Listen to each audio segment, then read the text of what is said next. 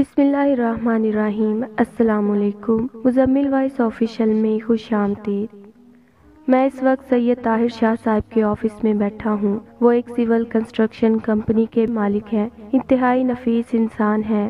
اس مقام تک پہنچنے کے لیے ان کی روداد بڑی دلچسپ ہے۔ آپ بھی سنیے، شاید آپ کے لیے بھی سبق ہو۔ شاہ صاحب بتاتے ہیں کہ میرے والد صاحب کا نام سید سلیم تھا۔ ان کی اولاد میں ہم 2 بہن بھائی تھے۔ میرا نام سید طاہر سلیم جبکہ میری بہن کا نام رخشندہ سلیم تھا۔ میری بہن مکمل عورت نہیں تھی بلکہ وہ درمیانی جنس سے تعلق رکھتی تھیں۔ میں اپنی بہن سے 6 سال بڑا تھا۔ میرے والد صاحب نے کبھی میری بہن کو مجھ سے کم اہمیت نہ دی تھی، بلکہ وہ جب بھی میری بہن کو اٹھاتے تو کہتے میری بیٹی میرے لیے اللہ تعالیٰ کی خاص رحمت ہے اور اللہ تعالیٰ خاص رحمت اپنے خاص بندوں پر ہی نازل کرتا ہے۔ جبکہ دوسری طرف میں جوں ہوش سنبھالتا گیا میری بہن میرے لیے گالی بنتی گئی، یہاں تک کہ میں نے ایک بار اپنی بہن کی جان لینے کی کوشش بھی کی مگر ناکام رہا۔ البتہ میری اس کوشش کے بعد میری بہن بلکہ سارے گھر والے محتاط ہو گئے۔ اس دن کے بعد میری بہن کو کبھی میرے پاس اکیلا نہیں چھوڑا گیا۔ میرے والد صاحب نے میری حرکت کا سخت نوٹس لیا اور اس کی وجہ تلاش کرتے کرتے تہہ تک پہنچ گئے۔ جب میرے والد صاحب کو پتہ چلا کہ میں نے لوگوں کے بھڑکانے پر اتنا بڑا قدم اٹھایا ہے تو انہیں احساس ہو گیا اس معاشرے میں بچوں کی پرورش ممکن نہیں، لہٰذا وہ اپنی فیملی کو لے کر لاہور آ بسے۔ ہم نے لاہور لال پل کے قریب ایک گھر خرید لیا۔ میرے والد صاحب نے ایک چھوٹی سی کپڑے کی دکان بنا لی جس سے گھر کا گزارا بہترین انداز میں چلنے لگا۔ اللہ تعالیٰ نے اس دکان سے آنے والے رزق میں اتنی برکت ڈالی کہ ہم لوگ زکوٰۃ کے علاوہ صدقہ خیرات بھی کرنے لگے۔ میں اپنی بہن پر کیے گئے قاتلانہ حملے کو بھول گیا مگر اس کے باوجود والدین اور بہن نے کبھی مجھ پر بھروسہ نہ کیا۔ وہ ہمیشہ مجھ سے محتاط رہے، البتہ مجھے کبھی محسوس نہ ہونے دیا، بلکہ اپنی موجودگی میں ہم بہن بھائی اکٹھا بٹھا کر خود ہمارے ساتھ کھیلتے۔ ہم دونوں بہن بھائیوں کو کوکنگ اور گھر کے کام کاج سکھاتے۔ پھر آہستہ آہستہ میرے والد صاحب نے مجھے اپنے ساتھ کاروبار میں شامل کر لیا۔ روز شام میں جو کما کر لاتا والد صاحب کے حکم پر اس میں سے ماں اور بہن کو حصہ دیتا، باقی کی رقم محفوظ کر دیتا۔ وقت گزرتا ہے، ہم لوگ کاروبار کو تھوڑا بڑھاتے ہیں، منافع بڑھ جاتا ہے تو ہم لوگ اللہ تعالیٰ کی راہ میں دی جانے والی رقم میں بھی اضافہ کر دیتے ہیں۔ اسی دوران میرے رشتے کی بات چل نکلتی ہے اور میرا رشتہ میری ماموں ذات سے طے ہو جاتا ہے۔ شادی کی تاریخ فکس کرنے کے لیے میرے والد صاحب اور والدہ صاحبہ جا رہے ہوتے ہیں کہ لال پل پر ہی 2 گروپوں کے درمیان فائرنگ ہوئی جس سے میری والدہ محفوظ رہتی ہیں مگر والد صاحب چل بستے ہیں۔ اب سارے کاروبار کو مجھے دیکھنا پڑتا ہے جس کے قابل میں نہیں ہوتا، لہٰذا میں کچھ کاروبار سمیٹتا ہوں اور اس سے حاصل ہونے والی رقم سے شالیمار باغ کے پیچھے ایک گھر خرید لیتا ہوں۔ اسی دوران میری شادی بھی ہو جاتی ہے مگر شادی کی خوشی کے ساتھ ہی صدمہ بھی ملتا ہے کہ میرے والدہ صاحبہ بھی اچانک موت کی آغوش میں چلی جاتی ہیں۔ والدہ صاحبہ کی موت کا صدمہ مجھے آج بھی ہے مگر اللہ تعالیٰ نے مجھے شادی کے دوسرے ہی سال بیٹا عطا کر کے میری بیوی بہن اور میرے لیے خوشی کا ایک موقع فراہم کر دیا، مگر افسوس کہ وہ اولاد میرے لیے پیدا ہوتے آزمائش بلکہ فتنہ بن گئی، کیونکہ میری بیوی نے واشگاف الفاظ میں میری بہن کو اپنے کمرے میں آنے سے منع کر دیا، بقول میری بیگم کہ اگر میری بہن اپنے بھتیجے کو ہاتھ لگائے گی تو وہ بھی ہجڑا ہو جائے گا۔ میں بیگم کو لاکھ سمجھانے کی کوشش کرتا ہوں مگر وہ نہیں مانتی، یہاں تک کہ میں خاموش ہو جاتا ہوں۔ ایک رات میں دیر سے گھر آیا تو دیکھتا ہوں کہ میری بہن صحن میں مصلی بچھائے بیٹھی ہے اور اللہ تعالیٰ سے دعا گو ہے۔ ہاتھ میں اس نے میرے بچے کے کپڑے بھی اٹھا رکھے ہیں اور اللہ تعالیٰ سے کہہ رہی ہے کہ میری اولاد نہیں ہو سکتی، مگر کیا میں اتنی منحوس ہوں کہ بھائی کی اولاد کو بھی نہیں چھو سکتی؟ یا اللہ، میں اپنے بھائی کی اولاد کا برا کیوں چاہوں گی؟ میں نے تو اس بھائی کا تب بھی برا نہیں چاہا جب اس نے مجھے مارنا چاہا۔ میری بہن دعا کے دوران ہچکیاں بھی لے رہی تھی اور اتنی بے خبر تھی کہ میرے اس کے سر پر پہنچ جانے کے باوجود اس نے مجھے نہیں دیکھا۔ میں نے جب اس کی حالت دیکھی تو رو پڑا، واپس مڑا، اپنے کمرے میں آیا اور سوئے ہوئے بیٹے کو بیگم کے پہلو سے اٹھا کر سیدھا اپنی بہن کے پھیلے ہوئے ہاتھوں پر رکھ دیا۔ یقین کرے میری بہن اتنی حیران تھی، صرف منہ سے یہ الفاظ ہی ادا کر پائی تھی کہ یا اللہ اتنی جلدی، اس کے بعد اس نے چوم چوم کر میرے بیٹے کو اپنے سینے سے لگانا شروع کیا۔ اسی دوران میرا بیٹا جاگ گیا اور رونے لگا۔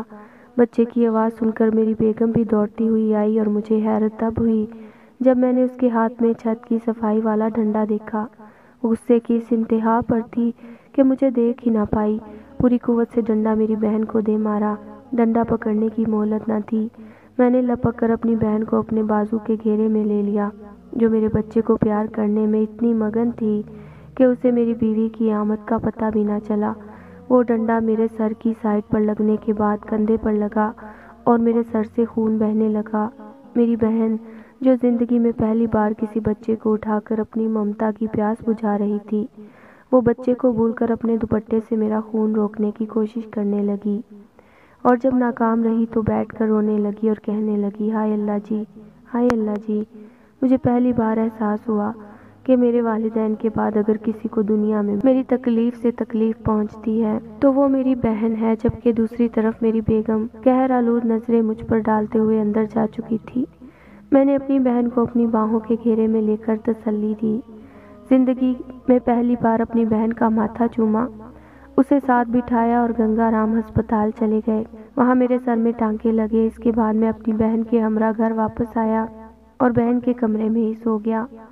جب صبح اٹھا تو گرم دودھ، شہد اور ہلدی لیے میری بہن میرے سرہانے کھڑی تھی۔ میں نے ہر چیز پکڑ کر سائڈ پر رکھی اور اپنی بہن کو اپنے پاس بٹھا لیا۔ میں رات والے واقعے کے بعد اس کا ڈر دور کرنا چاہتا تھا، لہٰذا کوشش کر کے اسے ہنسانے لگا اور ساتھ ہی اس کی ضد پر ہلدی اور شہد ملا دودھ بھی پی لیا۔ جب میں باہر نکلا تو پتہ چلا میری بیگم گھر میں موجود قیمتی سامان اٹھا کر بچے کو ساتھ لیے میکے جا چکی ہے۔ میرے رابطہ کرنے پر میری بیگم نے طلاق کا مطالبہ کر دیا اور بہن یا بیوی میں سے ایک کا انتخاب کرنے کا کہا۔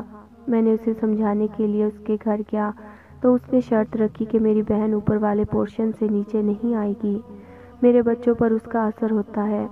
میں بیگم کی بات پر خاموش رہا، مگر میری بہن نے میری بیوی کی شرط مان لی اور اوپر والے پورشن سے نیچے نہ آنے کی حامی بھر لی۔ میری بیگم نے میری بہن کی بات پر یقین نہ کیا اور اسے کہا، وضو کر کے آؤ، قرآن پاک سر پر رکھ کر قسم کھاؤ تو میں تمہارے بھائی کے ساتھ جاؤں گی، ورنہ طلاق لوں گی۔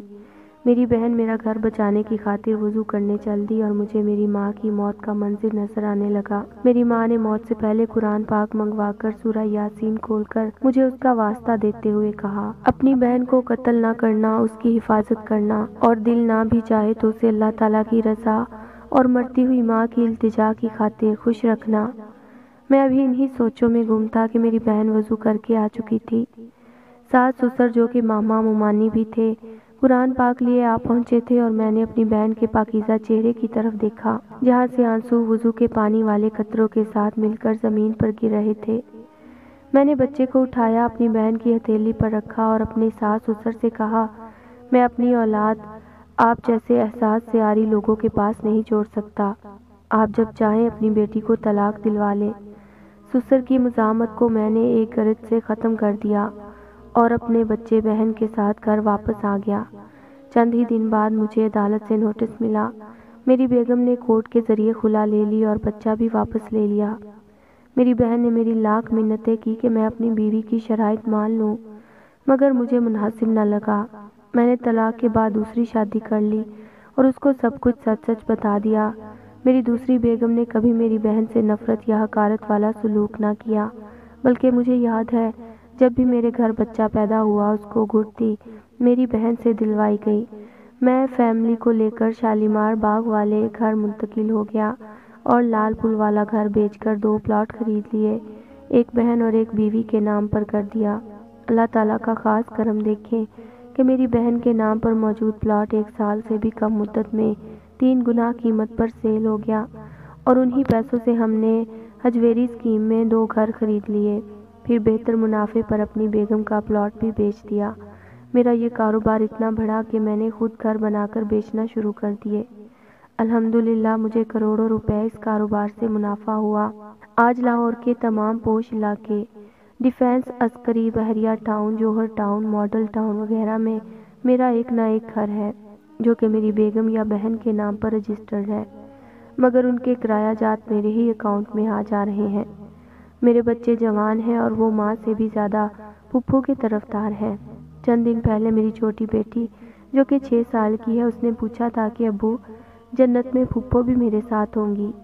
میں سوال کا مناسب جواب نہ دے پایا اور یہ کہتے ہوئے بیٹی کو ٹال گیا کہ آپ اپنی جنت میں ہوں گی اور پھپھو اپنی جنت میں ہوں گی۔ میری بیٹی نے فوراً دوسرا سوال کیا، پھر جنت میں کیسے پھپھو کا حکم مان کر ہم اللہ تعالیٰ کو راضی کریں گے؟ میں بچی کے سوالوں سے لاجواب ہو گیا اور اپنی بیوی کو دل سے دعائیں دینے لگا، جس نے میری اولاد کے دل میں میری بہن کے لیے اتنی محبت اور احترام والے جذبات ابھارے ہیں۔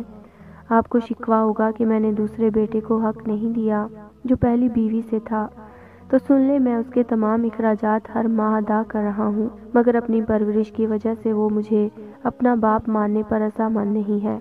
اس کے باوجود میں نے جائیداد میں بھی اس کا حصہ رکھا اور اس کو اس کی والدہ کو ہر ماہ ایک معقول رقم دے رہا ہوں، گو کہ اس کی ماں اب دوسری شادی کر کے کسی اور کی بیوی بن چکی ہیں۔